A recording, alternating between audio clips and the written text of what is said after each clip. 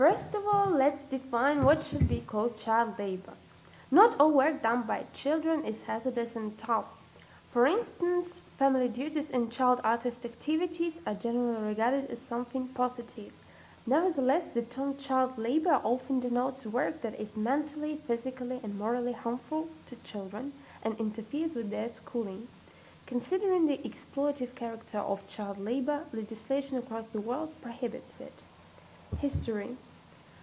Due to the absence of childhood concept in the modern sense, child labor constituted an essential part of pre-industrial economies.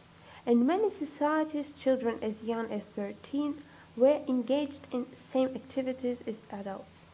In fact, they were actually treated like adults. Besides, in non-literate societies, there were little need for children to attend schools. In the late 18th century, the world faced a rapid increase in child labor exploitation due to the beginning of industrial revolution. What is more, with the passage of time, the situation was getting worse. The Victorian era became notorious for the adverse conditions of child labor. Children as young as 4 worked in factories and even coal mines, every day putting their lives in danger. Furthermore, child wages were excessively low, about 10–20% of an adult male wage. With the onset of the 20th century, the new era of children's rights began. In the USA, the National Child Labor Committee started advocating for child labor reform. People commenced protesting against child exploitation. The situation was getting better, and in 1924 the Declaration of Rights of the Child was adopted. And finally, in 1989, the UN signed the Convention on the Rights of the Child. Now almost every country has laws aimed at preventing child labor.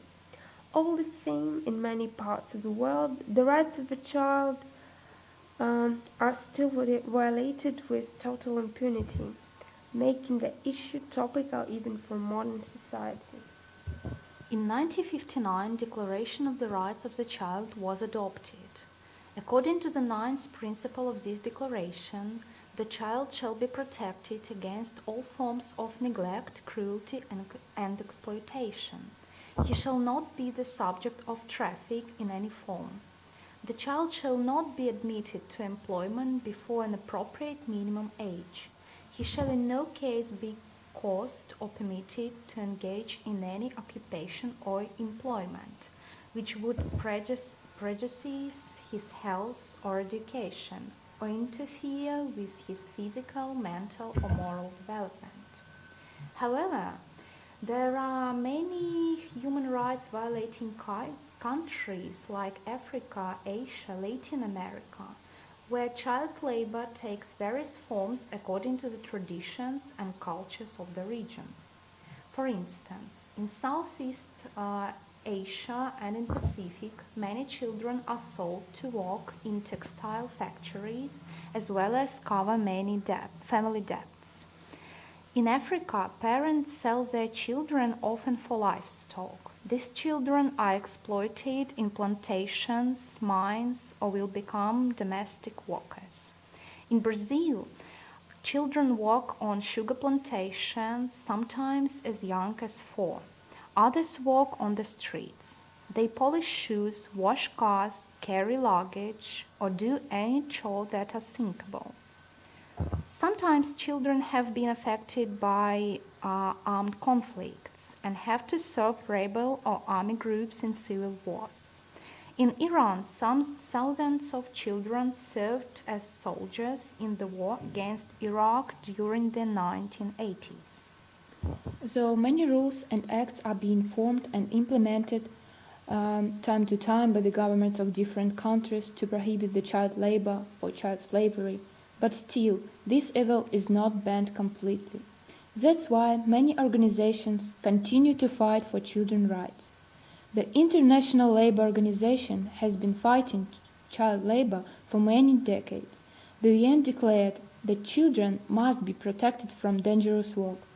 Over the past years, many agreements which protect the rights of children have been signed. The International Labour Organization has set 15 as the lowest age for legal employment.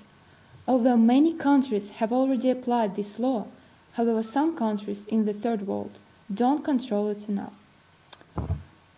Convention on the Rights of the Child is a human rights treaty which has 54 articles that cover all aspects of children's life and sets out the child and the civil, political, economic, social, health and cultural rights of children.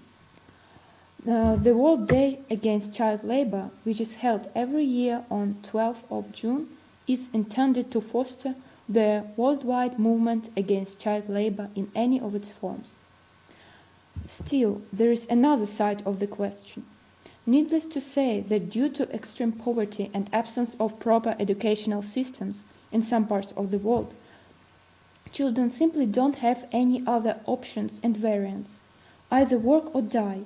In some development countries, income from working children constitutes 25–40% of the household income. Besides, some religious and cultural beliefs rationalize child labor and thereby encourage it. To sum up, we see that the question is even more topical and controversial than expected. Until we realize the harmful and dangerous effects of child labor, we cannot get rid of this. So, to end the problem, we should increase the quality of education as it presents the key to ending child labor. We should replace child workers with adults and refuse to buy products made by children. Without having unity, we couldn't be able to give our future leaders a successful, happy, bright and secure life.